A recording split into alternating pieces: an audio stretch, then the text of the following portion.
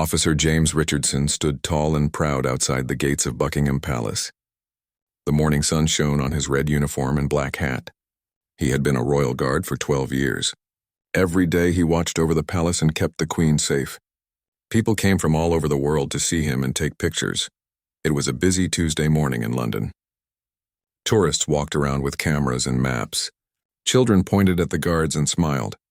Parents tried to make their kids stand still for photos. Richardson was used to all of this. He had seen thousands of visitors over the years. At 10:30 in the morning, Richardson noticed a small girl running toward him. She had dark hair and wore a torn pink dress. Her face was dirty and wet with tears. She looked scared and tired. The girl was much younger than most tourists who visited the palace. The little girl ran straight to Richardson and grabbed his red coat with both hands. She pulled on his sleeve and looked up at him with big brown eyes. Richardson could see she was very upset about something. "Please help me," the girl said in a small voice. Her words sounded different. Richardson could tell English was not her first language. Bad men. Very bad men. Richardson looked down at the child. He was trained to be friendly but careful with visitors. Many children tried to talk to the guards every day. Most just wanted attention or were playing games. But this girl was different.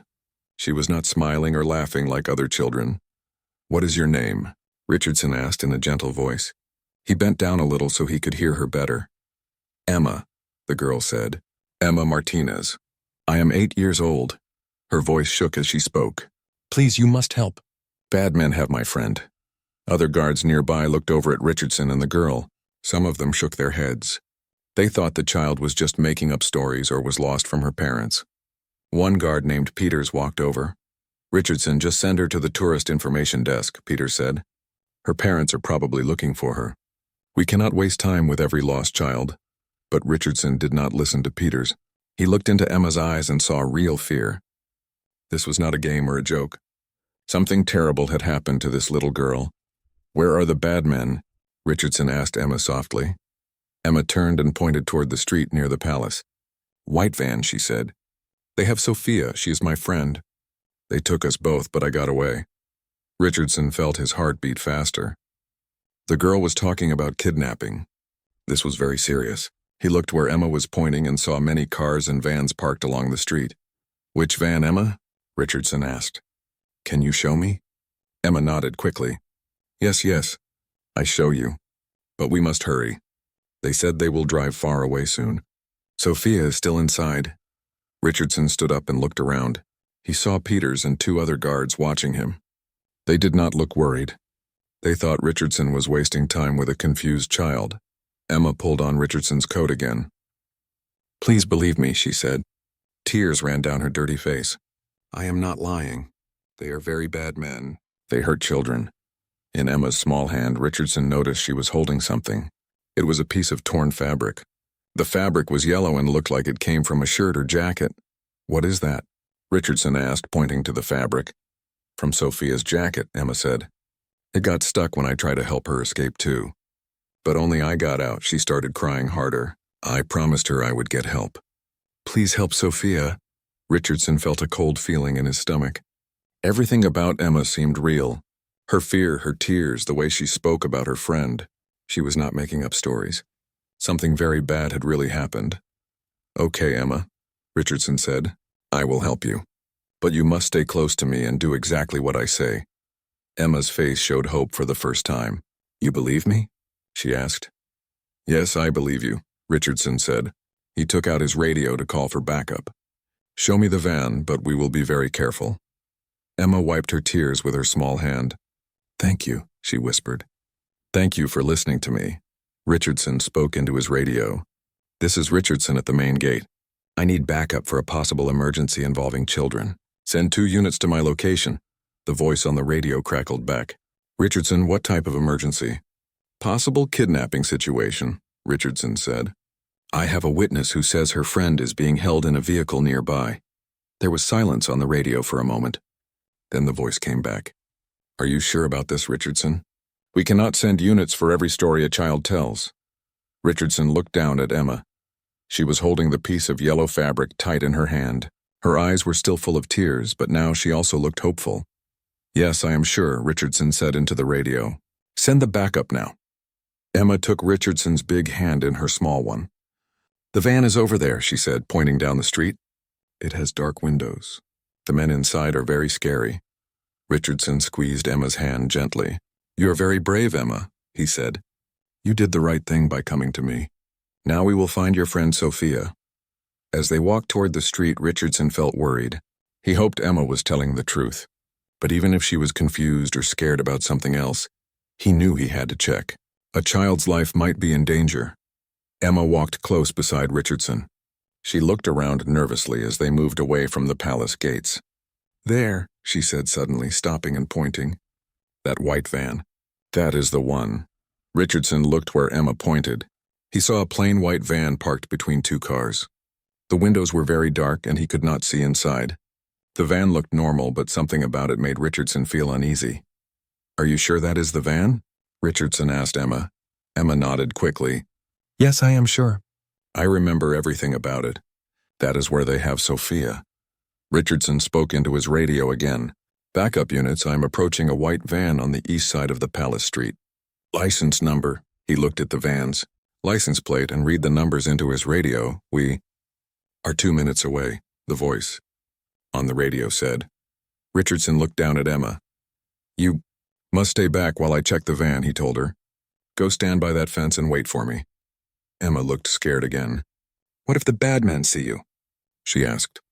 What if they drive away with Sophia? Do not worry, Richardson said. I will be very careful, and more police are coming to help us. Emma walked to the fence like Richardson told her. She held onto the metal bars and watched as the big guard in the red uniform walked toward the white van that had changed her life forever. Richardson walked slowly toward the white van. His heavy black boots made soft sounds on the pavement. He could feel his heart beating fast inside his chest.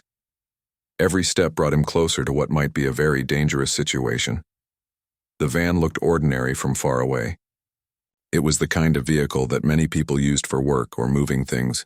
But as Richardson got closer, he noticed things that made him worry more. The windows were darker than normal. He could not see anything inside at all. Richardson stopped about 10 feet away from the van. He looked back at Emma, who was still holding onto the fence. Her small face was pressed between the metal bars. Even from this distance, he could see she was scared, but hopeful. He spoke quietly into his radio. This is Richardson. I am at the vehicle now. Where is my backup? 1 minute away, came the reply. Do not approach the vehicle alone, wait for support. But Richardson could not wait. If there really was a child inside the van, every second mattered. The men Emma talked about might drive away at any moment. Richardson had been a guard for 12 years, but before that he had been a police officer. He knew how to handle dangerous situations. Richardson walked around the van slowly. He pretended to be checking parking meters and looking at other cars. He did not want anyone inside the van to know he was investigating them. As he moved to the passenger side of the van, Richardson noticed something strange. There were scratches around the door handle. The scratches looked fresh and deep. Someone had been trying very hard to get out of this van from the inside. Richardson felt a sick feeling in his stomach. Emma was telling the truth. Something very bad had happened here. He moved to the back of the van. The rear doors had small windows, but they were covered with dark material from inside. Richardson tried to look through a tiny gap at the bottom of one window. What he saw made his blood run cold. Inside the van, Richardson could see rope tied in loops. There were pieces of cloth that looked like they had been used to cover someone's mouth. In one corner, he saw a small yellow jacket that was torn. It matched the piece of fabric Emma was holding. Richardson's hands shook as he reached for his radio. This is Richardson. I need immediate backup at this location. We have a confirmed emergency situation. There is evidence of kidnapping in this vehicle. Richardson, are you certain? The voice on the radio asked. This is a very serious claim. Yes, I am certain, Richardson said, trying to keep his voice calm. Send all available units, and call for detective support. This is real.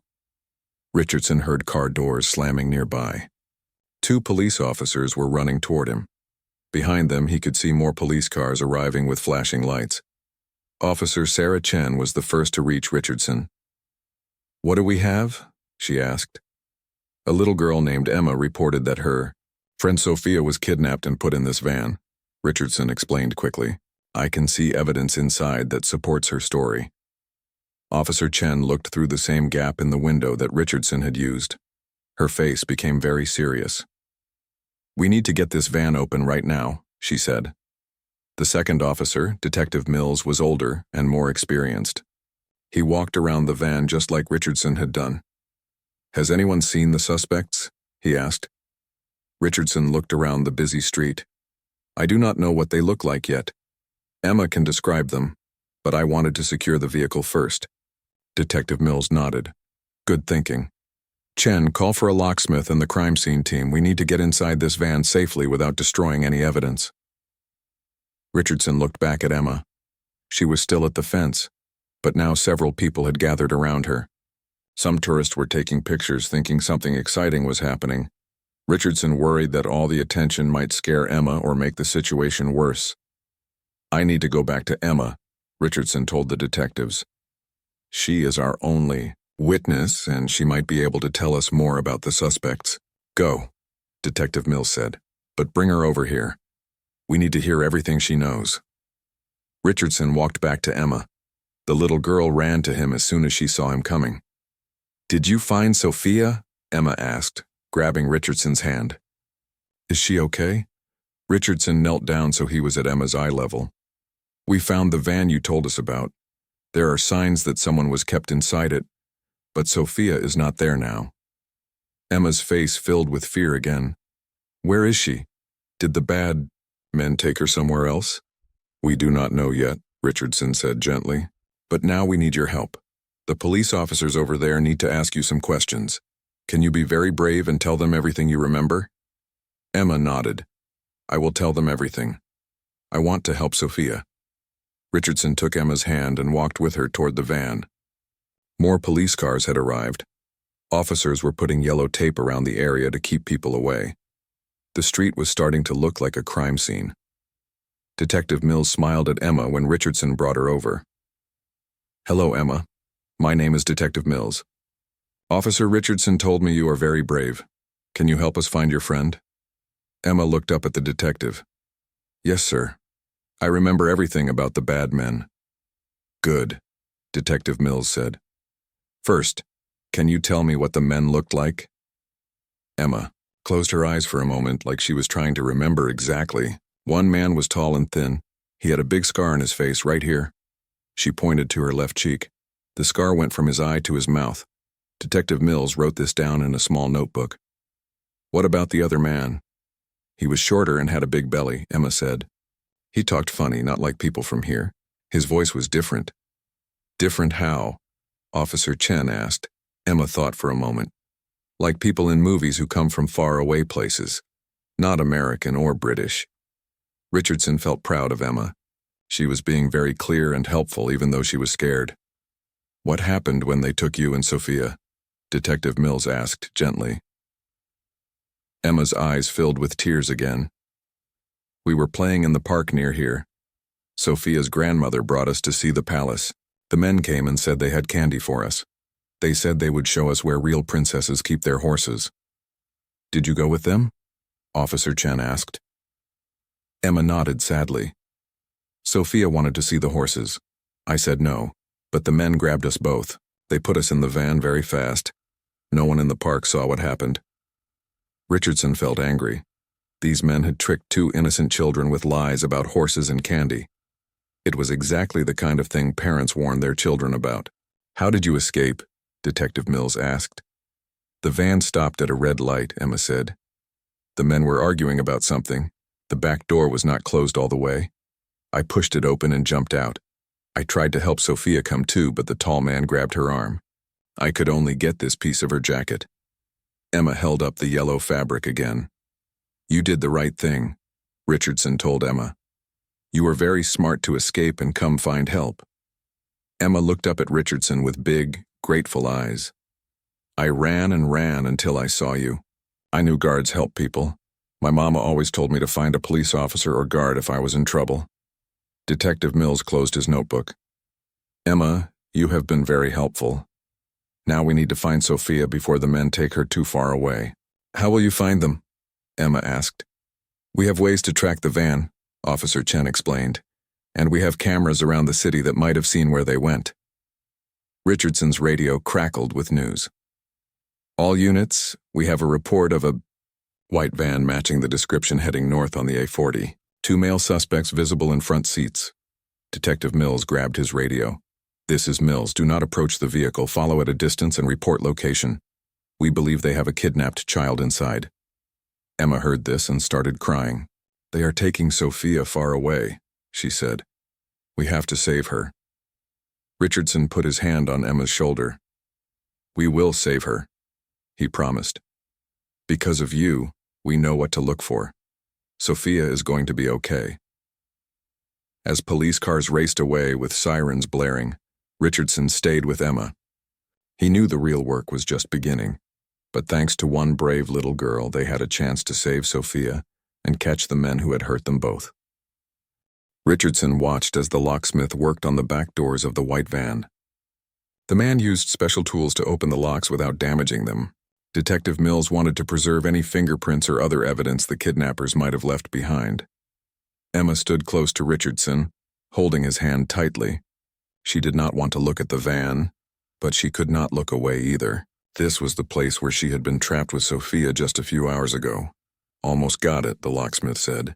He was an older man who had worked with the police many times before. His hands were steady even though everyone around him was nervous and excited. Officer Chen talked quietly into her radio. The van heading north has been stopped safely. 2 suspects are in custody, but there is no child in that vehicle. Richardson felt his heart sink. What does that mean? He asked. Detective Mills frowned. It means either that was not the right van or they moved Sophia to a different vehicle before we found them. Emma looked up at Richardson with worried eyes. Where is Sophia? She asked in a small voice. We are going to find out, Richardson promised her. This van might have clues that tell us where she is. The locksmith stepped back from the van doors. All set, he said.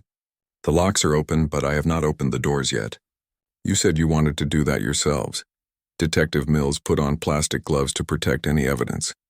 Everyone step back except for the crime scene team, he said. We need to document everything exactly as we find it. Richardson gently moved Emma further away from the van. You do not need to see this, he told her. Why don't you sit on that bench over there? But Emma shook her head. I need to know what they did to us. I need to help Sophia. Richardson understood. Emma felt responsible for her friend because she had escaped and Sophia had not. Okay, he said. But if it becomes too scary, you tell me right away. Detective Mills slowly opened the back doors of the van. The smell that came out made everyone step back and cover their noses.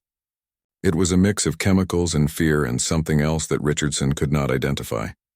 The crime scene photographer started taking pictures immediately. Each flash of the camera showed more of the horrible truth inside the van. The van had been turned into a mobile prison. The windows were covered with black material that was taped down tight. No one outside could see in and no one inside could see out. The floor was covered with old blankets and pieces of cardboard. In one corner there were several pieces of rope. Some were tied into loops that looked like they were made to go around someone's hands or feet.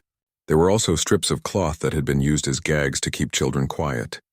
Detective Mills pointed to something near the front of the van. Look at this, he said to Officer Chen.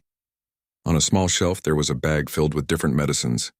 Richardson could see bottles of pills and small containers of liquid. These were not normal medicines that people bought at the store. These were strong drugs that could make someone fall asleep or become confused. They were drugging the children, Officer Chen said quietly. That is how they kept them quiet during transport. Emma heard this and started shaking. They gave Sophia something to drink, she said. Right after they put us in the van. Sophia became very sleepy. That is why she could not run when I escaped. Richardson knelt down next to Emma. What did they give her? He asked gently. It was in a small bottle, Emma said. The tall man with the scar made her drink it. He said it would make her feel better, but Sophia said it tasted terrible. Detective Mills wrote this information in his notebook. Every detail Emma remembered could help them understand what had happened and find Sophia. The crime scene team continued searching the van. They found more disturbing evidence. There were several sets of children's clothes in different sizes. Some were torn and dirty. Others looked new, like they had been bought recently. They have done this before, Officer Chen said grimly. This is not their first time taking children. In a plastic bag, the team found identification cards and documents.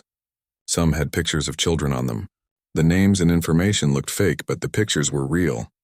These men had been planning to give stolen children new identities. Richardson felt sick to his stomach. Emma and Sophia had walked into the middle of a serious criminal operation. These were not just bad men who had made a mistake. They were professionals who hurt children for money. Detective Mills, one of the crime scene workers, called out, "You need to see this." Mills walked to the front of the van where the worker was pointing. Behind the driver's seat there was a laptop computer and a mobile phone. The phone was still turned on. "Can we see what is on the phone?" Richardson asked. "We will need to get permission from a judge first," Mills explained. "But this could tell us where they were planning to take the children." Emma tugged on Richardson's coat. "I remember something else," she said. "When the men were talking, they said something about a place with water. They said Sophia would like the boat ride." "A boat?" Officer Chen asked. "Emma, are you sure they said boat?" Emma nodded. "Yes. The short man said they would drive to the water and then take a boat. He said Sophia would see many countries." Richardson and the detectives looked at each other with alarm. If the kidnappers were planning to take Sophia out of the country by boat, they had very little time to find her. "We need to check all the ports and marinas around London," Detective Mills said into his radio. "These suspects may be planning to leave the country with a kidnapped child." The crime scene team found one more important piece of evidence. In the very back of the van, there was a small notebook with handwriting in it. The writing was not in English, but there were numbers and addresses written in English letters. "Can anyone read this?" Mills asked, showing the notebook to everyone. Richardson looked at the writing but could not understand it. However, he could see the English words clearly.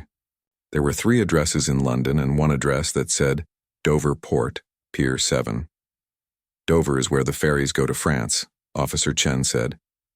"If they are taking children out of the country, that would be the easiest way." Emma heard this and started crying again. "They are taking Sophia to another country?" she asked. "Will I ever see her again?" Richardson picked Emma up and held her close. "Yes, you will see Sophia again," he promised. "Now that we know where they might be going, we can stop them." Detective Mills was already on his radio calling for help. "I need units dispatched to Dover Port immediately. Check all vehicles heading toward the ferry terminals. We are looking for suspects with a kidnapped 8-year-old girl." The crime scene team finished documenting everything in the van. They had found enough evidence to prove that Emma was telling the truth and that Sophia was in serious danger. "What happens now?" Richardson asked Detective Mills. "Now we race against time," Mills replied. "The ferries to France leave every few hours. If these men get Sophia on a ferry, it will be much harder to get her back." Richardson looked down at Emma, who was still in his arms. This brave little girl had risked everything to save her friend. Because of her courage, they had found evidence of a major crime. But Sophia was still missing, and every minute counted. "Emma," Richardson said gently, "you have been the bravest person I have ever met. Because of you, we know exactly what happened and where the bad men might be going. You saved Sophia by coming to me." Emma wiped her tears. "But Sophia is still with them," she said. "Not for long," Richardson promised. "Not for long." As police cars raced toward Dover with sirens blaring, Richardson held Emma tight and prayed they would be in time to save her friend. The van had told them a terrible story, but it had also given them hope. They knew where to look, and they knew they were dealing with criminals who could be caught. The most important thing was that one little girl had been brave enough to ask for help, and one guard had been wise enough to listen. Detective Mills found a quiet place for Emma to sit away from all the noise and activity. Richardson stayed close to her while Officer Chen brought her a cup of hot chocolate and some cookies.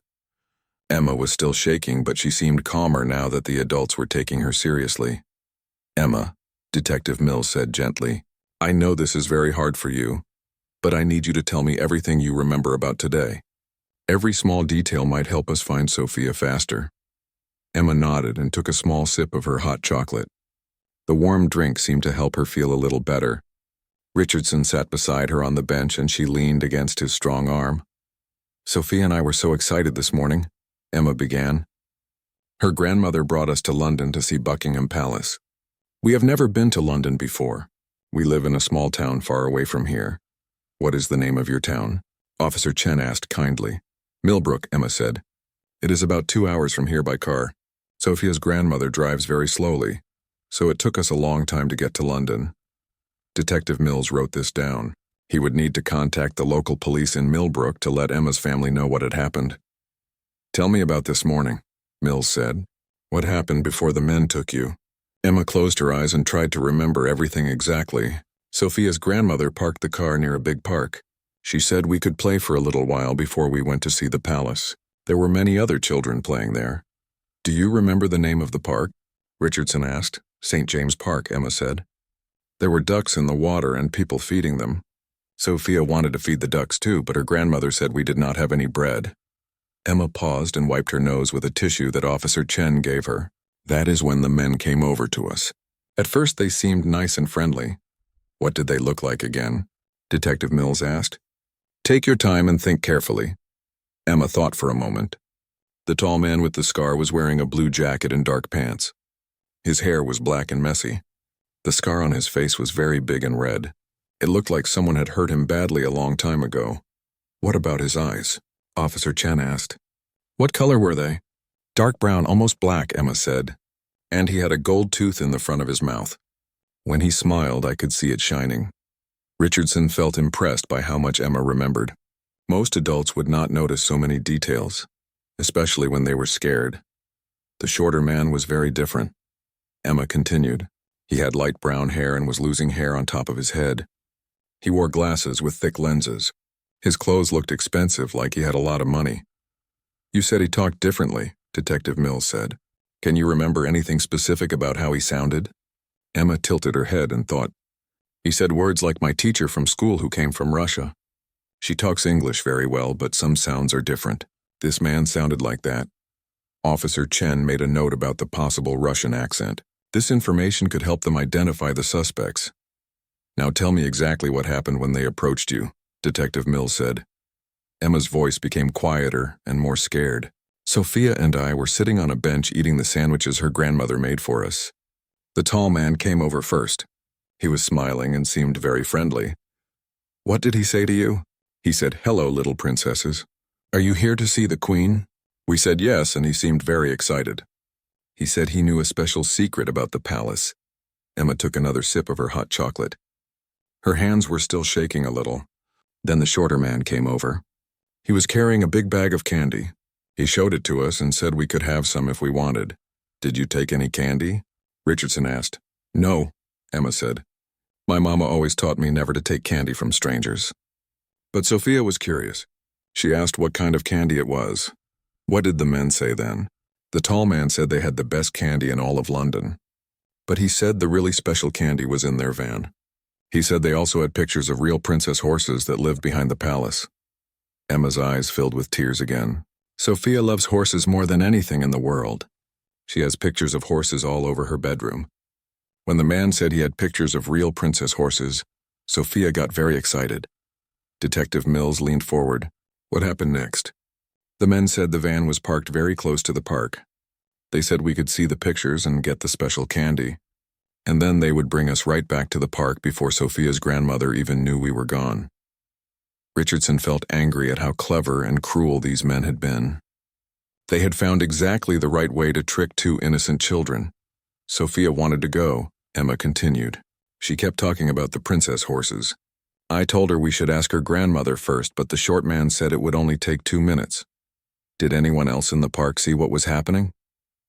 Officer Chen asked. Emma shook her head sadly. There were other people around, but they were all busy with their own children or feeding the ducks. The men were very careful to act normal and friendly. No one would have thought anything bad was happening. So you went with them to the van? Sophia started walking with them, Emma said. I did not want to, but I did not want Sophia to go alone either. I thought if I stayed with her, I could protect her somehow. Emma wiped her eyes with her sleeve. The van was parked on a street next to the park, just like they said. It looked normal from the outside. There were many other vans and cars parked there, too. What happened when you got to the van?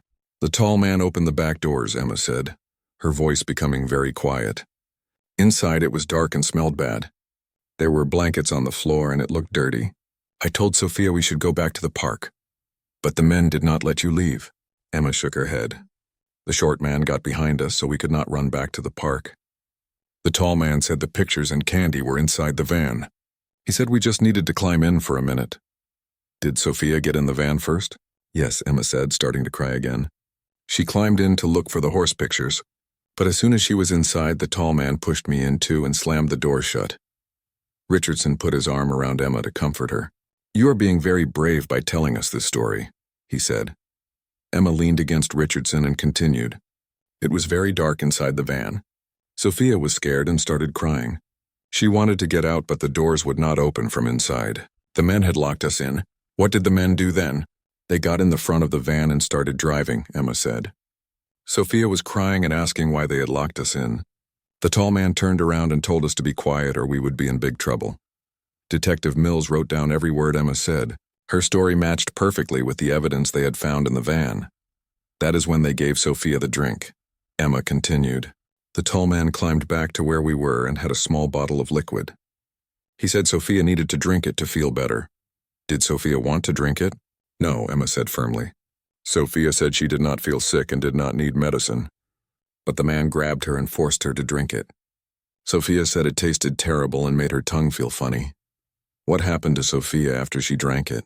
She became very sleepy and confused, Emma said sadly. At first she was still crying and trying to open the doors, but after a few minutes she could barely keep her eyes open. She kept saying she felt dizzy.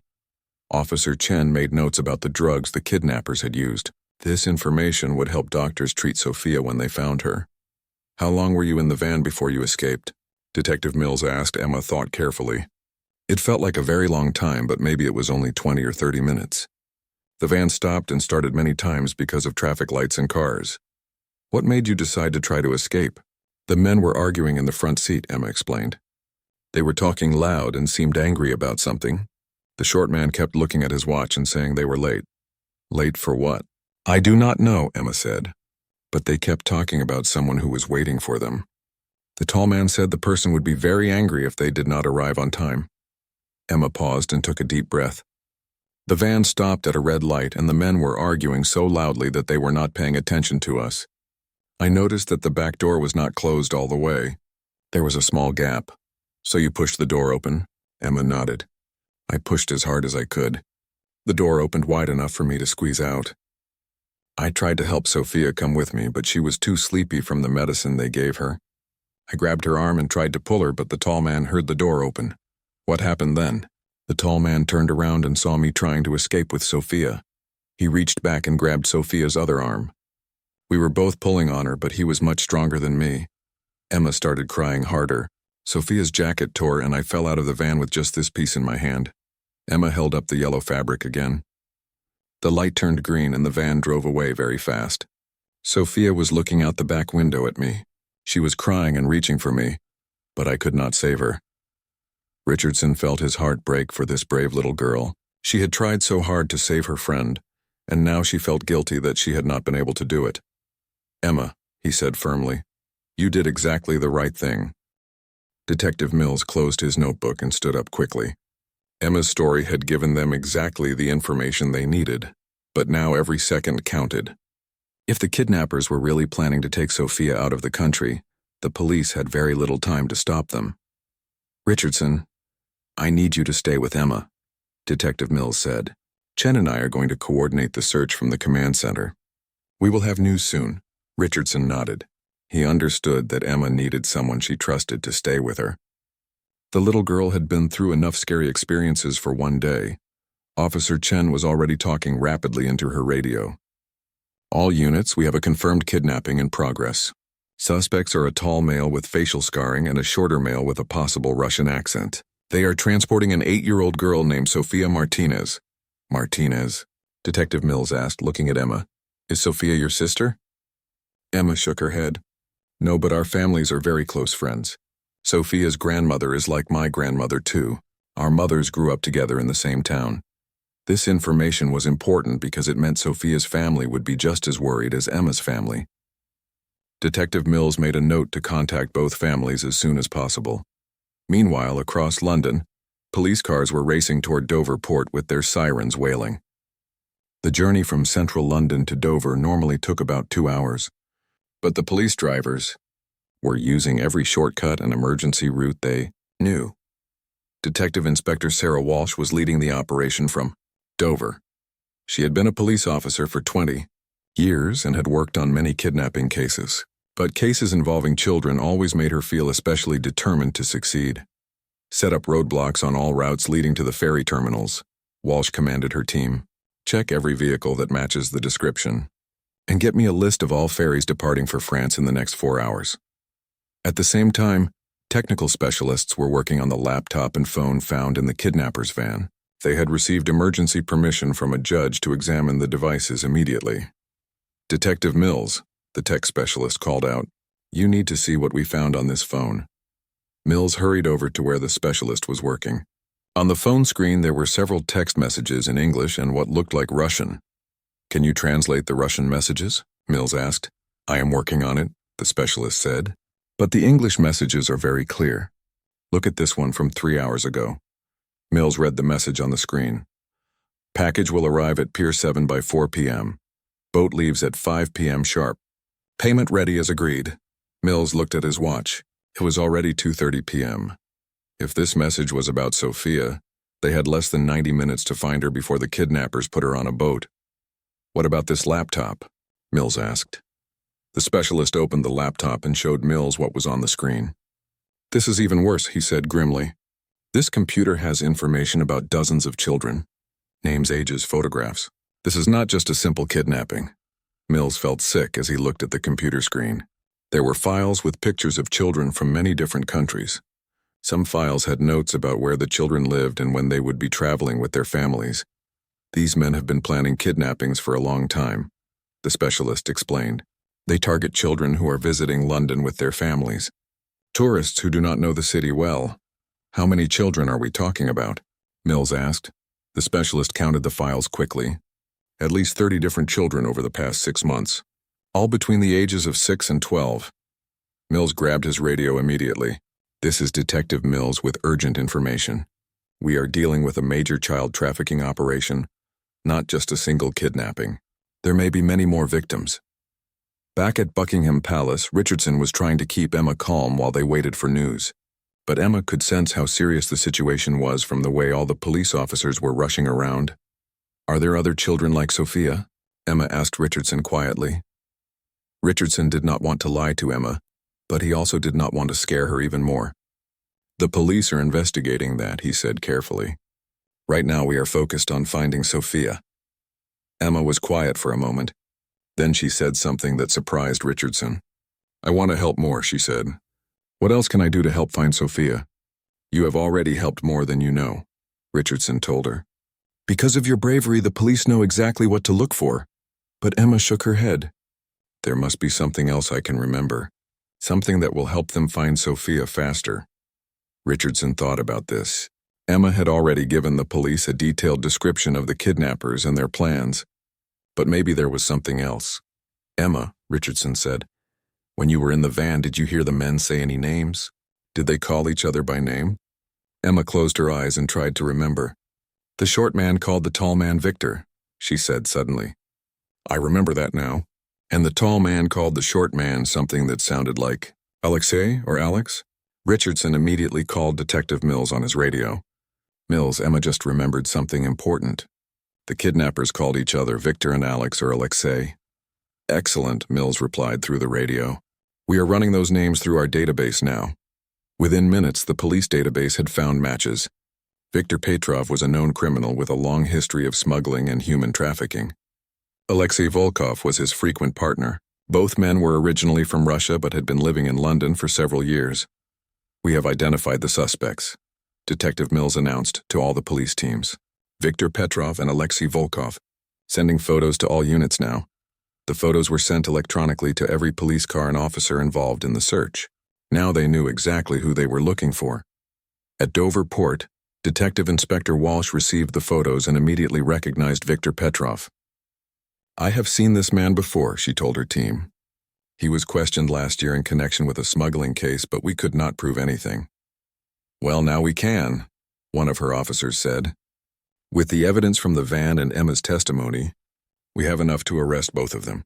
But first, they had to find Sophia before she was taken out of the country. The roadblocks were now in place on all routes leading to Dover. Police officers were stopping and searching every vehicle that remotely matched the description Emma had given them. At 3:15 p.m., they got their first breakthrough. A police officer at a roadblock 20 miles from Dover spotted a blue car with 2 men inside. The driver matched Viktor Petrov's description perfectly. Vehicle spotted on A2 approaching Dover. The officer reported. 2 male suspects matching the photos. No child visible in the vehicle. Detective Walsh felt her heart sink. If Sophia was not in the car with Viktor and Alexei, where was she? Follow the vehicle, but do not stop it yet, Walsh commanded. They might lead us to where they are keeping the child. But as the police followed the blue car, it became clear that Viktor and Alexei were not going to Doverport. Instead, they turned off the main road and headed toward a small industrial area outside the town. Where are they going? One officer asked over the radio. I do not know, Walsh replied, but stay with them. Do not lose that car. Back in London, Emma was becoming more worried as time passed. She could see Richardson checking his watch and talking quietly into his radio. Why is it taking so long? Emma asked. Should they not have found Sophia by now? Richardson knelt down next to Emma. Sometimes these things take time, he said gently. But I promise you, every police officer in London is looking for Sophia right now. Emma nodded, but Richardson could see she was trying not to cry again. This brave little girl had been through so much, and the waiting was almost as hard as everything else that had happened. Richardson, Detective Mills called out. We have a situation at Dover. The suspects have been located, but they do not have the child with them. Richardson felt a cold chill. If Viktor and Alexei did not have Sophia with them, where was she? Had they already handed her over to someone else? Or was she hidden somewhere waiting for them to come back for her? What does this mean? Emma asked, seeing the worried look on Richardson's face. Richardson took a deep breath. It means the police are getting very close to finding Sophia, he said. But they need to be very careful to make sure she stays safe. As the sun moved across the sky and time continued to pass, everyone involved in the search knew they were running out of time. Somewhere, Sophia was waiting for rescue, and Emma was waiting for news about her best friend. The race against time was far from over. The blue car with Viktor and Alexei inside pulled into an old warehouse area on the outskirts of Dover. Detective Inspector Walsh watched from a distance as the 2 men got out of their car and looked around nervously. They seemed to be checking if anyone had followed them. All units, maintain your distance, Walsh commanded through her radio. Do not let them see you, but do not lose sight of them either. Viktor and Alexei walked quickly to a large gray building that looked like it had been empty for a long time. The windows were covered with boards and weeds grew around the entrance. It was exactly the kind of place where criminals might hide something they did not want anyone to find. This could be where they are keeping the child, Walsh said quietly to her partner, Detective Collins. But we need to be very careful. If Sophia is inside, we cannot do anything that might put her in more danger. Detective Collins nodded. Should we call for the special rescue team? Yes, Walsh replied. This situation requires experts who know how to safely rescue kidnapped children. While the police surrounded the warehouse in Dover back in London, the technical specialists had made another important discovery on Viktor's laptop computer. Detective Mills, the specialist called out urgently, you need to see this right away. Mills hurried over to the computer. On the screen was a map showing locations all around London and other cities in Europe. Each location was marked with numbers and dates. What am I looking at? Mills asked. These are pickup and delivery points, the specialist explained. The numbers represent children and the dates show when they were moved from one location to another. Mills studied the map carefully. He could see that London was just one stop in a much larger operation. The criminals were moving children from England to France, then to other countries across Europe. Look at this, the specialist said, pointing to a location marked near Dover. This warehouse appears to be a temporary holding point. Children are kept there for a few hours before being moved onto boats. Mills felt his pulse quicken. How many children are we talking about? The specialist checked the computer files again. According to these records, they have been holding between 3 and 6 children at this location at any given time over the past month. Mills grabbed his radio immediately. All units in Dover, be advised that there may be multiple kidnapped children at the warehouse location. This is not just about Sophia Martinez. We may have several victims to rescue. At the warehouse in Dover, Detective Walsh received this information just as the special rescue team arrived. These officers were trained specifically for situations involving kidnapped children. They had special equipment and knew exactly how to approach dangerous situations safely. We have information that there may be multiple children inside, Walsh told the rescue team leader, Sergeant Thompson. We need to get them out without anyone getting hurt. Sergeant Thompson studied the warehouse through binoculars. I can see 2 windows on the second floor that are not boarded up, he said. We might be able to see inside from there. 2 officers from the rescue team quietly moved to a building next to the warehouse. They climbed to the roof and used special cameras to look through the unboarded windows. I can see movement inside, one officer reported through his radio. There appear to be several children in what looks like a makeshift holding area. Detective Walsh felt relief and worry at the same time. They had found the children, but now they had to get them out safely. Can you see how many children? Walsh asked. I count 4 children, the officer replied. They appear to be sitting on the floor in a room on the second floor. I can see 1 adult male watching them. Meanwhile, Victor and Alexei had gone inside the warehouse. They seemed to be preparing for something, possibly to move the children to the boat that was supposed to leave at 5 p.m. We cannot wait any longer, Sergeant Thompson decided. If they are planning to move these children soon, we need to act now. The rescue team had a plan. Some officers would create a distraction at the front of the warehouse to draw Victor and Alexei's attention. While the kidnappers were distracted, other officers would enter from the back and reach the children. Remember, Sergeant Thompson told his team, the safety of the children is our first priority. Do not take any unnecessary risks. At exactly 4:20 p.m., the operation began. Several police cars with sirens and flashing lights approached the front of the warehouse, making a lot of noise. Victor and Alexei ran to the front windows to see what was happening. At the same moment, the rescue team quietly entered the warehouse from the back. They moved quickly but carefully up the stairs toward the second floor where the children were being held. When the officers reached the second floor, they found exactly what they had hoped for. In a large room, 4 children were sitting on blankets on the floor. They looked scared and tired, but they appeared to be unharmed. One of the children was Sophia Martinez. She was awake but still seemed confused from the drugs Victor had given her earlier. When she saw the police officers, she started crying with relief. It is okay, one officer said gently to all the children. We are police officers. We are here to take you home to your families.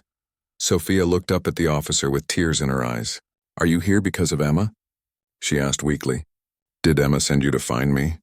Yes, the officer replied with a smile.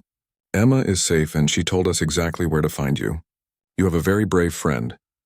The other 3 children were also victims of Victor and Alexei's kidnapping operation. There was a 6-year-old boy named Marcus from Germany, a 7-year-old girl named Marie from France, and a 9-year-old boy named David from Ireland. All of them had been taken from their families while visiting London. How long have you been here? One of the officers asked the children gently. I do not know, Marcus said quietly. It feels like a very long time. The men said our parents did not want us anymore. The officer felt angry at how cruel Victor and Alexei had been to these innocent children. That is not true, she told Marcus firmly. Your parents have been looking for you every day. They love you very much. While the rescue team was getting the children to safety, other officers were arresting Victor and Alexei. The 2 criminals tried to run when they realized the police had found them. But there were too many officers surrounding the warehouse. Viktor Petrov and Alexei Volkov, Detective Walsh announced as the handcuffs were put on them. You are under arrest for kidnapping, child trafficking, and many other serious crimes. Victor looked angry and scared. You cannot prove anything, he said. Actually, we can prove everything, Detective Walsh replied. We have your van, your computer, your phone, and most importantly, we have a very brave witness who told us exactly what you did. As the children were brought out of the warehouse, ambulances were waiting to take them to the hospital for medical checks. They all seemed to be physically okay, but doctors needed to make sure the drugs they had been given had not caused any lasting harm. Sophia was the first child to be put in an ambulance. As the paramedics checked her vital signs, she kept asking about Emma. Is Emma really safe? Sophia asked. The bad men said she was hurt when she fell out of their van. Emma is perfectly safe, the paramedic assured her. In fact, she is waiting to see you. As soon as the doctors say you are okay, you two will be reunited. Sophia smiled for the first time since her ordeal began. Emma saved me, she said quietly. Even when she was scared, she tried to save me. Back in London, Richardson's radio crackled with the news everyone had been waiting for. All units, this is Detective Walsh in Dover. We have successfully rescued 4 kidnapped children, including Sophia Martinez. All children appear to be safe. Suspects are in custody. Richardson felt overwhelming relief. He looked down at Emma, who was still sitting beside him on the bench.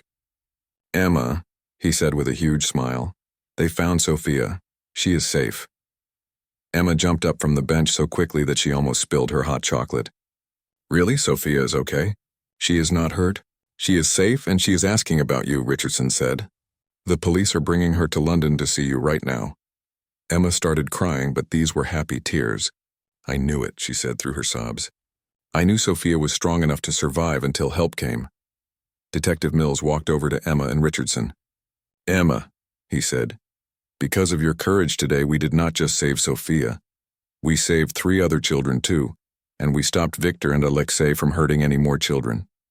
Emma looked amazed. There were other children like Sophia? Yes, Mills said. And all of them are safe now because you were brave enough to ask for help when you escaped from the van. Richardson picked Emma up and gave her a big hug. You are a hero, Emma Martinez, he said. You saved your best friend and 3 other children you never even met. As police cars began arriving back in London with the rescued children, Emma stood by the palace gates where her adventure had begun. In just a few hours, she would be reunited with Sophia, and both girls would be able to go home to their families. The nightmare was over, but Emma's bravery would be remembered by everyone who had worked to rescue the children. Sometimes the smallest person can make the biggest difference, and today, a little girl had proved that heroes come in all sizes. 2 days after the rescue at Dover, Detective Mills was still amazed by how much they had discovered. What started as one little girl asking for help had turned into the biggest child trafficking investigation in London's recent history. Emma and Sophia were both safe at home with their families, but the police work was far from finished. Victor's computer and phone had revealed connections to criminal networks across Europe that no one had suspected. Look at this, Officer Chen said, pointing to a map on the wall of the police station. We have identified trafficking routes through 7 different countries. Victor and Alexei were just one small part of a much larger operation. Detective Mills studied the map. Red pins showed cities where children had been kidnapped. Blue pins showed places where they had been held temporarily. Green pins marked locations where the children had been moved out of their home countries. How many children are we talking about? Mills asked. The technical specialist who had been working on Victor's computer looked up from his desk. According to the files we found, this network has trafficked at least 50 children in the past year alone. Children from England, France, Germany, Ireland, and other countries. Mills felt sick to his stomach. 50 children meant 50 families who had suffered the worst nightmare any parent could imagine. But thanks to Emma's bravery, this network was finally being exposed. The good news, the specialist continued, is that we have addresses and contact information for all the criminals involved. Police in 5 different countries are conducting raids right now. In Paris, French police were surrounding an apartment building where 3 of the network's leaders lived. In Berlin, German officers were searching a warehouse similar to the one in Dover. In Dublin, Irish police were arresting 2 men who had been recruiting children at tourist locations. Detective Inspector Sarah Walsh from Dover was coordinating with international law enforcement agencies. She had worked on many criminal cases, but never one that spread across so many countries. This is incredible, Walsh told Mills during a video conference. Victor's computer has given us enough evidence to arrest more than 20 people involved in this trafficking network. What about the children? Mills asked. Have we found any more victims?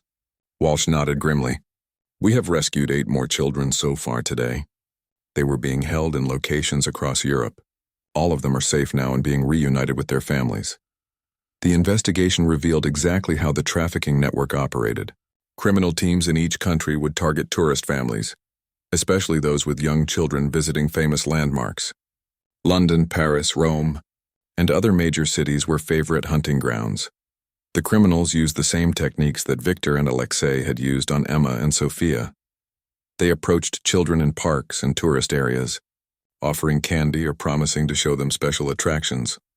Once they had the children, they would drug them and transport them to temporary holding locations.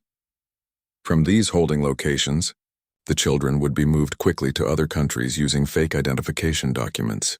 The computer files showed that children kidnapped in London might end up in Eastern Europe within just a few days. The most disturbing thing, the technical specialist explained to Mills, is how organized this operation was. They had detailed schedules, backup plans, and even customer lists. Customer lists, Mills asked, not wanting to hear the answer. People who were paying to buy these children, the specialist said quietly. The network was not just kidnapping children randomly. They were filling specific orders from criminals who wanted children of certain ages or appearances. Mills had to step outside for a moment to compose himself.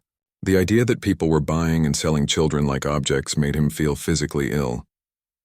But it also made him more determined to make sure every person involved in this network was caught and punished. Meanwhile, Emma and Sophia were slowly recovering from their traumatic experience. Both girls were staying close to their families and receiving help from counselors who specialized in helping children who had been through difficult situations. Richardson visited Emma and her family at their home in Millbrook. Emma's parents wanted to thank the guard who had listened to their daughter when she needed help most. Officer Richardson, Emma's mother said with tears in her eyes, "I cannot find words to thank you for believing Emma. If you had not listened to her, Emma is the hero here," Richardson replied. She showed more courage in one day than most adults show in their entire lives. Emma was sitting on her living room couch with Sophia beside her. Both girls looked much better than they had 2 days ago, but Richardson could see they were still processing everything that had happened to them. "Emma," Richardson said, "I have some news that I think will make you happy. Because of your bravery, the police have rescued many other children who were taken by the same bad men." Emma's eyes grew wide. How many children? 12 children so far, Richardson said. And the police are still looking for more. All of these children are safe now because you asked for help. Sophia squeezed Emma's hand. "You saved all those children," she said quietly.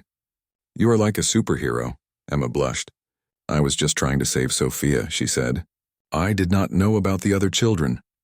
"That is what makes you special," Richardson explained. "You did the right thing even when you were scared. That is what real heroes do." The investigation continued to grow larger each day. Police in Spain arrested 2 more members of the network. In Italy, officers found evidence of the network's activities dating back 3 years. In the Netherlands, authorities discovered a boat that had been used to transport kidnapped children between countries. Detective Mills received daily reports from law enforcement agencies across Europe. The scale of the criminal network was larger than anyone had imagined. But thanks to the evidence from Victor's computer, they were making arrests faster than the criminals could react. "We estimate that this network has been responsible for trafficking more than 200 children over the past 3 years, Mills reported to his supervisors. "But because of Emma Martinez's bravery, we have been able to shut down the entire operation." 1 week after Emma first approached Richardson at Buckingham Palace, the final arrests were made. The last 2 leaders of the trafficking network were captured in Romania, where they had been trying to hide from police. In total, 26 people were arrested in connection with the network. Police had rescued 15 children who were still being held captive, and they had gathered enough evidence to prosecute everyone involved. Viktor Petrov and Alexei Volkov were facing the most serious charges. In addition to kidnapping Emma and Sophia, they were connected to the trafficking of at least 30 other children over the past year. "They will never hurt children again," Detective Mills told Richardson during a phone call. "Thanks to Emma's testimony and the evidence we found, both men will be in prison for the rest of their lives." The international investigation had also led to improvements in how different countries shared information about missing children. New systems were put in place to help police identify trafficking networks more quickly. "This case has changed how we approach child trafficking investigations," Detective Walsh explained to a group of reporters. "We now know that what might look like a single kidnapping could actually be part of a much larger criminal operation." Emma's story became an example that police officers around the world used to train other officers about the importance of listening to children. Her courage had not only saved Sophia and the other victims, but it had also made the world a safer place for children everywhere. Sometimes the most important witnesses are the smallest ones, Richardson told a group of new guards at Buckingham Palace. Emma Martinez taught me that children often see things that adults miss, and they deserve to be heard when they ask for help. As news of the investigation spread, Emma received letters and drawings from children around the world who had heard her story. Many of them thanked her for being brave and promised to ask for help if they ever found themselves in danger. But for Emma, the most important thing was that Sophia was safe and that they could be best friends again. The two girls had been through something terrible together, but their friendship had only grown stronger because of it. "I am proud of what we did," Emma told Sophia one afternoon as they played in the same park where their ordeal had begun. "We helped save a lot of children," Sophia nodded, "and we learned that there are good people like Officer Richardson who will help us when we need it most." The trafficking network that had seemed so powerful and dangerous was now completely destroyed. All because one little girl had been brave enough to ask for help, and one guard had been wise enough to listen. 6 months after Emma first tugged on Richardson's uniform sleeve outside Buckingham Palace, she found herself back at the same spot, but this time for a very different reason. Today was the day she would receive a special award from the Metropolitan Police for her bravery in helping to rescue Sophia and expose the child trafficking network. Emma wore her best dress, a bright blue one with white flowers that her mother had bought especially for this important day. Sophia stood beside her, also dressed in her finest clothes. Both girls looked much happier and healthier than they had during those terrible hours in April. Commissioner James Blake, the head of the Metropolitan Police, stood in front of a small crowd of police officers, reporters, and the girls' families. Behind him was a banner that read, "Courage has no age limit." "Ladies and gentlemen," Commissioner Blake began, "we are here today to honor a young hero whose bravery saved not just her best friend, but many children across Europe." Emma held Sophia's hand tightly as the commissioner spoke. She still felt shy about all the attention, but she was proud of what she had accomplished. "Emma Martinez," the commissioner continued, "showed us that heroes come in all sizes. When she escaped from kidnappers and immediately sought help from Royal Guard officer James Richardson, she set in motion a chain of events that led to the largest child trafficking bust in European history." The crowd applauded as Emma stepped forward to receive her award. It was a beautiful crystal plaque with her name engraved on it, along with the words, "For outstanding courage in the service of others." Richardson stood nearby in his dress uniform, watching with obvious pride as Emma accepted her award. Over the past 6 months, he had stayed in touch with Emma and her family, and had watched the brave little girl slowly heal from her traumatic experience. "This award belongs to Sophia too," Emma said into the microphone, surprising everyone. She was brave in the warehouse, and she never gave up hope that help would come. Sophia smiled and stepped forward to stand beside Emma. Commissioner Blake improvised and asked for a second plaque to be brought forward for Sophia as well. "You are both remarkable young ladies," the commissioner said, presenting Sophia with her own award. "Your courage and friendship are an inspiration to us all." The ceremony continued with Commissioner Blake explaining the impact of Emma's actions. "Because Emma was brave enough to ask for help, we were able to arrest 26 criminals across 7 countries. We rescued 15 children who were being held captive, and we shut down a network that had been trafficking children for over 3 years." In the audience, Detective Mills and Detective Walsh watched with satisfaction. The case that had started with Emma's desperate plea had become the most successful international trafficking investigation either of them had ever worked on. "The court cases are now complete," Commissioner Blake announced. "Viktor Petrov has been sentenced to 25 years in prison. Alexei Volkov received 20 years. The other members of their network received sentences ranging from 10 to 18 years. Emma felt relief hearing this news. She had testified in court several months earlier, telling the judge and jury exactly what Viktor and Alexei had done to her and Sophia. It had been scary to talk about those events in front of so many adults, but Emma knew it was important to make sure the bad men could never hurt other children.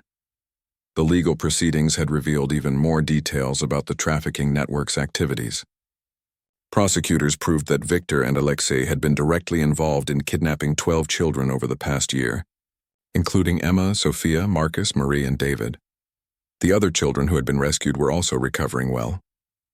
Marcus had returned to Germany with his family and was back in school. Marie was living happily in France with her parents, who never let her out of their sight. David had gone home to Ireland and was receiving counseling to help him process his experience. All of the rescued children had sent letters and drawings to Emma, thanking her for helping to save them. Emma kept these letters in a special box in her bedroom, and she read them whenever she felt sad about what had happened.